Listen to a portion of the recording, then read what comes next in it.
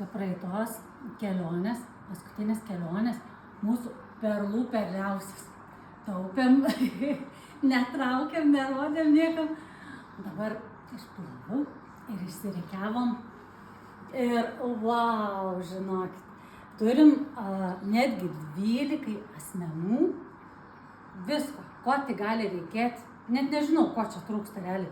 7 pozicijos visų taurių ir didžiulis grafinas. Turim šampanai. Kokios gražios. Paskutinė, kokios vynai. Bet čia yra, wow. Vandeniui, žinokit, va šita konkreti, ką tik aš ją pasvėriau, šita konkreti, 436 gramai. Žinokit, tokio svorio stiklinė gali būti tik ypač prabangaus gamintojo. Va tas ir yra, kad gamintojo tikslaus mes pasakyti negalim, bet čia yra labai gerai. Kai sako, jeigu nieko nerandi, reiškia tai itin retas daiktas. Turim itin retą daiktą. Netgi taurelių 12 konjakui, brendžiui, vandeniui rodžiau, viskiui fantastiškas degtiniai ir netgi 12 likeriukam. Grafinas. Nesvėriau, bet jisai keli kilogramai sveria. Bet jūs pažiūrėkit, kas per raštų grožis.